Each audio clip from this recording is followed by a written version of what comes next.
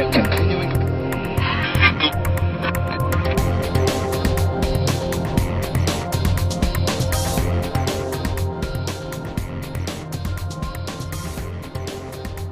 It just seemed like yesterday we were talking, Dennis, about spring, but now we get to talk about summer gardening. So, Dennis, welcome to the program. Hey, thank you. Now, let's remind our listeners, of course, you're with Landscape Ontario, which is a fantastic organization. So tell us more about it.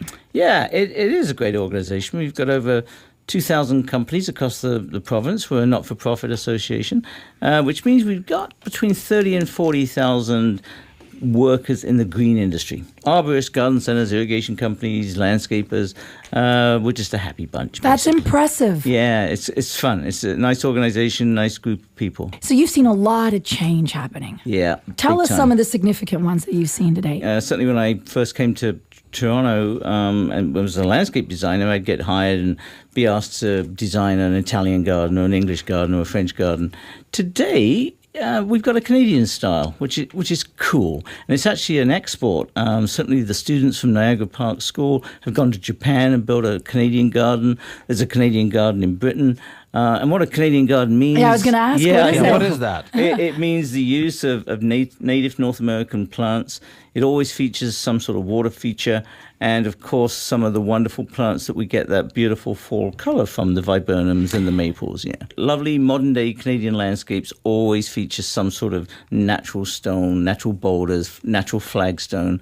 Certainly this part of the country, out west, has a slightly different flavor. Sure. But I'm very proud of the fact that Canada has developed this style that's recognized around the world. And people are asking for it. They're specifically saying, we want a Canadian garden. Yeah, and the other trends tend to be the recognition of what gardening does to contribute to our health. In fact, you can actually design a sort of little modern-style gym for your front garden by using some of the things that you mentioned, the pergola, but actually sort of have a way of lifting yourself up in the pergola. So you've got your own personalized gym in your garden. So that's a trend. Very creative stuff. Yeah, it is creative stuff. And people are recognizing the fact of being outside, being with nature is such a way of creating a healthy lifestyle. So we're in summer. Is it too late in terms of gardening? I mean, let's say that person, like I know our producer, Jake Thomas, he'll be the first to admit, I think it's probably his grass is like,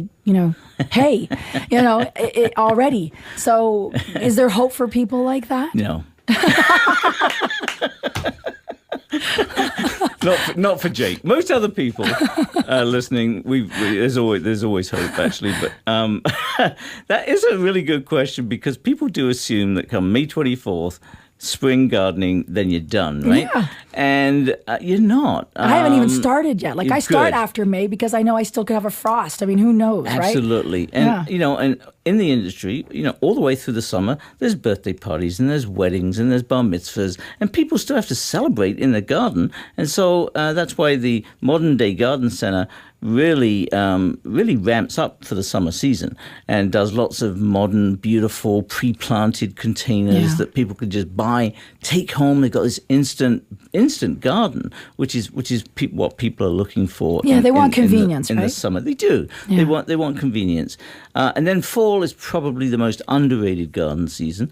It's to me, it's one of the best times of the year to garden. You're not as rushed. You've had a chance to review your garden through the summer to see where the holes are, the gaps are, and that's when I do the majority of my planting is in the fall time. So, I could plant or transplant a tree, let's say up in Muskoka, but bring that down into Toronto and it won't do well. You're absolutely right. And that's the misconception. People often say, you got to plant native plants, right? Well, that's not always the case. You've really just got to deal with your own location. Get some real solid advice. If you really want to go to the extreme, get a soil test for your garden. People just don't do that. How do they do that? Well, just take some soil samples, send it off to the University of Guelph. They send you back a book about your garden.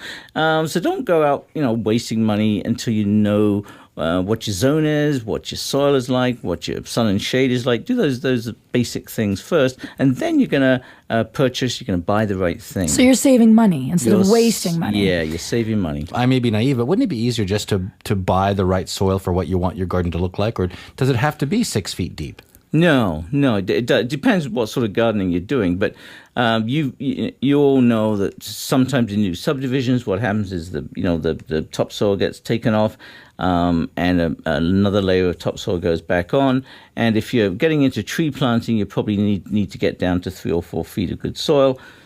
Most average gardens, 15, 18 inches are okay. So really, other than trees, then almost everything else. Yeah. The perennials or vegetables or whatever you're going to do in your garden, you could get away with by just replacing the topsoil. 15, 18 inches. Yeah.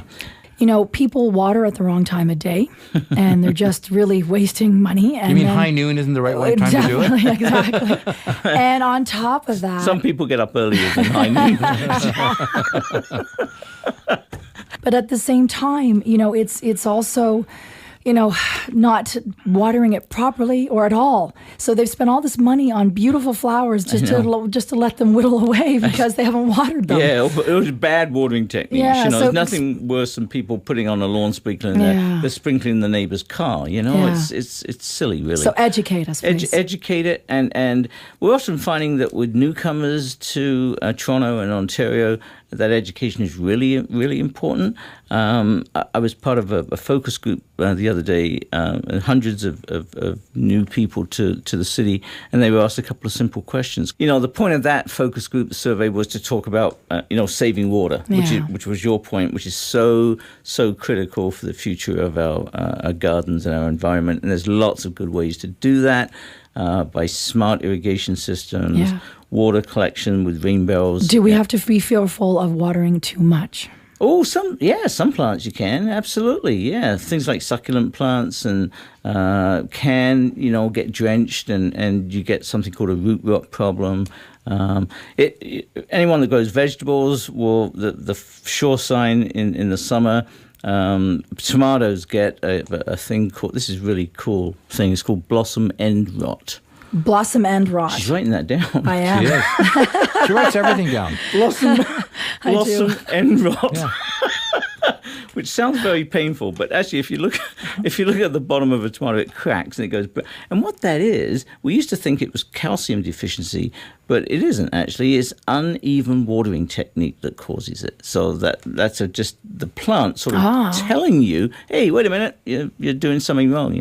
There is a great article, and it's talking about urban forests and the value of trees in the city of Toronto. Tell us more. Yeah, that was from TD, who are great friends of the environment. They spend a lot of money giving people grants for all sorts of horticultural projects. And the study proved what a lot of us knew already, that we just don't think of trees for their aesthetic value, their beauty. You can actually put a dollar amount to it. And why that was important to the city is that's the way politicians think. Everything has to have a dollar figure attached to it. So whether it's a subway or an underground sewer, so by putting a dollar amount to trees, it gives them a whole different value for our landscapes, which is very cool. So the article reads, the trees in the city of Toronto's urban forest are worth an estimated $7 billion, or about $700 per tree. So how can this article be making these sort of claims, Dennis? In simple terms, I think you got to think about a tree replacing an air conditioner, for instance. So an air conditioner on a house that isn't shaded has got to work twice as hard, and that's twice as much wastage, whereas a shaded house will decrease that energy usage. The other way to look at it is from purifying the air. Trees do that, and they talk about the tree canopy as opposed to a shrub down below. A tree canopy actually, as air moves up, it purifies our city. So very important. It's just nice to put dollars to it. And I often think when I'm driving along a street and I see a bus stop and someone's standing in the bus shelter, and people put a value on a bus shelter, but the tree next to it, half the people are standing underneath the tree it's true. For the shade, not in the bus shelter. There's a good comparison. And some urban homeowners look at these trees as a liability. I mean, they literally cut them down. It drives me crazy. in fairness, some trees, if they're diseased or dangerous Sure, or light, okay. they have to come down. Yeah, But that's maintenance, Dennis. for some people that just don't like the look of a tree and they're going to cut it down, their hands should be slapped. Yeah. And maybe if you've got a good value on that, now you know how hard to slap the hand. And Simon, I mean, you'll reiterate this. When it comes to having trees and coverage around a home regarding resale, it's not just as important to have lovely plants both outside and inside for resale value, but having those beautiful trees, people look for that, for exactly what Dennis was saying, to save costs. Well, of course. I mean, it's everything, really. It's the landscaping, it's the look and the feel. Yeah, it looks pretty. But, in fairness to some people, sometimes it's just the tree is in the wrong location. Yes. And you can't move a 30-foot tree. That's the challenge. No. But you're seeing some people actually, let's say there's a development lot and they've got to cut down some trees, they've got to clear it. In fairness, they're actually putting up trees in the right location on the lot, so they're replacing them. So the net effect is actually and positive. that's the difference between a great landscaper and a bad one, because there's many instances, and I know, Dennis, you must go around and kind of do with blinders on, because some people are planting certain shrubs and trees way too close to the homes and bad locations. Yeah, and so it's an integrated approach, and Simon's right. It would be so nice if the landscape architects, the landscape designers got together early with the home builders, with the developers, and worked out a scheme so that it benefited everyone, including the homeowner, so that they end up with a really nice development, a really nice landscape that all works together. And for our listeners out there, to help them make sure they make the right choices in terms of plants, but also design, location, they can go onto Landscape Ontario, of course. There's a wealth of information on there on that website, and they can reach out to you even as well. Absolutely. Drop me an email. Denis Flanagan, pleasure having you as always. Of course, you'll be back. Thank you. Yeah, great having you, Dennis.